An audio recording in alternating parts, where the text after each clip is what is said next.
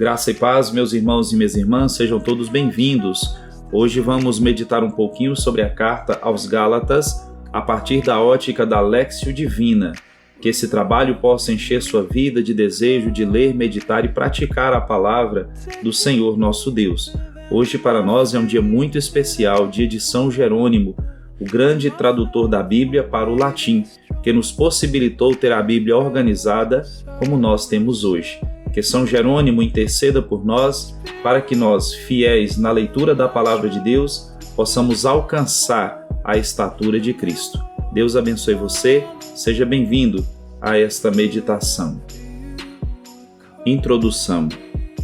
No cristianismo da pós-modernidade, pululam doutrinas desfocadas, estranhas, vazias do essencial e cheias de acessórios que, sem dúvidas, confundem muitos cristãos. Somente um retorno como regresso necessário à pureza original assegura a credibilidade do Evangelho, dentro do mundo desorientado e carente da genuína liberdade da fé em que vivemos. Aos insensatos Gálatas, Paulo teve de recordar qual era o Evangelho anunciado desde o princípio. Aos cristãos do século XXI, lembra-nos que somente permitindo que Jesus Cristo habite em nós, em toda a sua plenitude, é que podemos chegar a compreender sua boa nova, o reinado de Deus, capaz de dar vida sem fim, que se aproximou de nós. Leitura. Paulo encontrava-se provavelmente em Éfeso, quando lhe chegaram notícias de que suas comunidades da Galácia se encontravam imersas em uma grave crise de identidade cristã. Na realidade, a crise havia sido provocada a partir de fora. Certos pregadores do Evangelho haviam chegado à região gálata, os quais punham em dúvida a validade e a legitimidade do anúncio do Evangelho feito por Paulo, a quem acusavam de falsear a mensagem e de pregar um Evangelho mutilado. Os agitadores, chamados judaizantes, afirmavam que o autêntico Evangelho era o que mandava observar fielmente a lei de Moisés, inclusive o rito da circuncisão. Paulo toma consciência do perigo que isto representa, pois está em jogo a essência e o futuro do cristianismo. Por esta razão é que levanta sua voz contra aqueles que pretendem converter a vida cristã em uma religião formalista, apegada a ritos e a práticas exteriores, como o judaísmo fariseu de seu tempo. A fé cristã não podia transformar-se em uma seita judaica.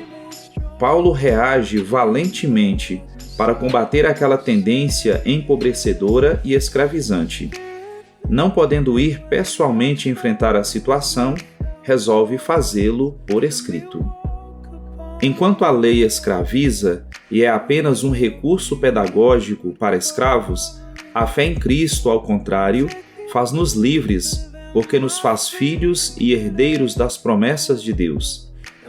Aceitar a Cristo e segui-lo devotamente não é, pois, um cumprir por mandato, mas antes uma resposta de fidelidade e de amor, no âmbito da liberdade dos filhos de Deus.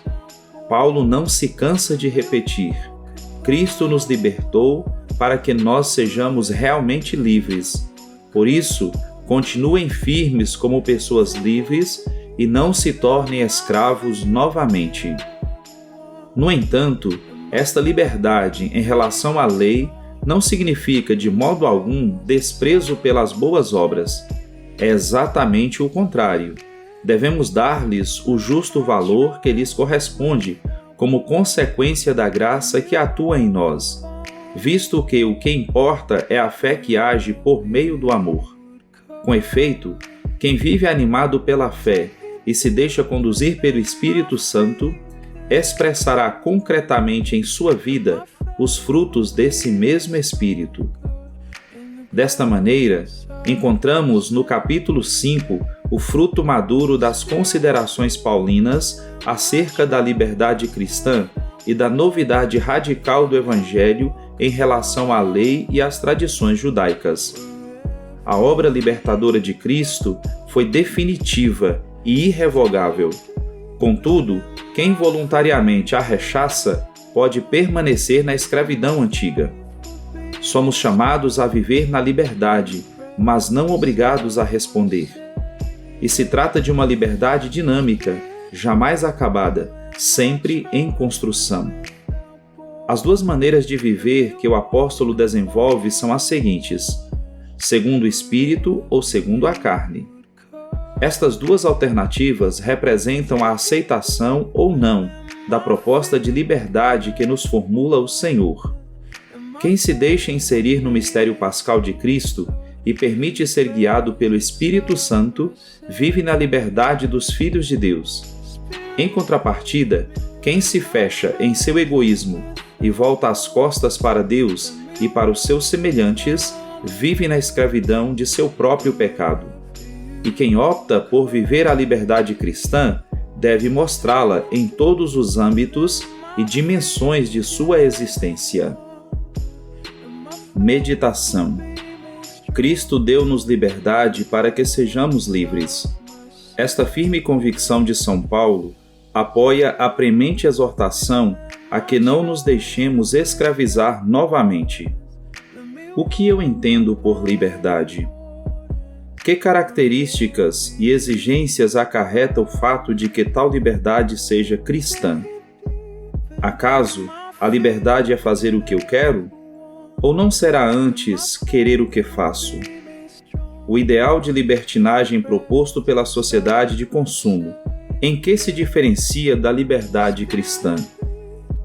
Em minhas práticas religiosas, deixo-me escravizar pelo ritualismo e pelo fundamentalismo? A verdadeira liberdade exige do crente uma conduta moral responsável de acordo com a vontade de Deus, e não com os critérios humanos egoístas. Até que ponto se manifestam em meu comportamento prático os frutos do Espírito: amor, alegria, paz, paciência, delicadeza, bondade, fidelidade, humildade e domínio próprio?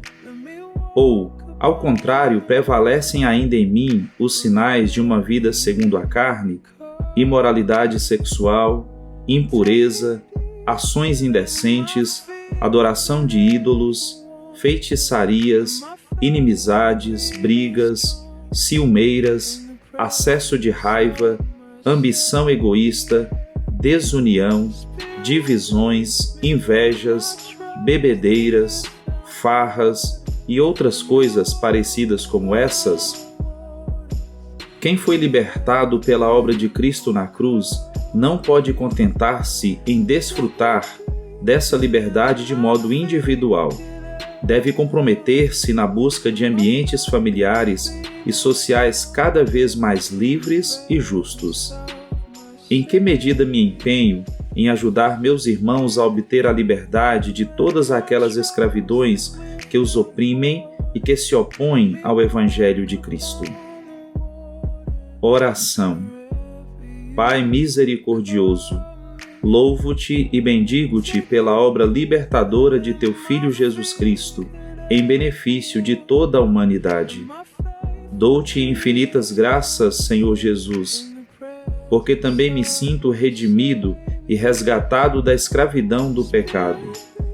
Pai amado, dá-me a luz e a força do Espírito Santo, para não recair naquelas realidades que me degradam como pessoa, que me colocam em situação de discordância e de ruptura de fraternidade com meus semelhantes e que, por isso, são ofensa à tua divina majestade. Permita que eu possa conduzir minha existência cristã segundo os parâmetros do Evangelho e as inspirações do Espírito Santo. Encha-me com a decisão e a valentia necessárias para comprometer-me efetivamente com a libertação de meus semelhantes, que eu possa lutar firmemente contra todas aquelas escravidões, opressões, injustiças e marginalizações que ferem a dignidade e os direitos de meus irmãos mais pobres e humildes. Contemplação. No cálido e sereno ambiente da oração, contemplo a grandeza e a bondade do Senhor Deus, que me libertou em Cristo Jesus do pecado e me fez seu filho e herdeiro. Ação. Com que atitudes concretas posso mostrar e defender minha liberdade cristã? Como posso cooperar na libertação das pessoas vítimas da opressão e da injustiça? Meu querido irmão, minha querida irmã, que alegria você ter chegado até o final desta meditação sobre a carta aos Gálatas. Hoje, dia de São Jerônimo, que você e eu possamos, de fato, colocar o nosso coração na leitura e vivência da Palavra de Deus. Que Deus abençoe poderosamente a sua vida. Fique com Deus e até a próxima.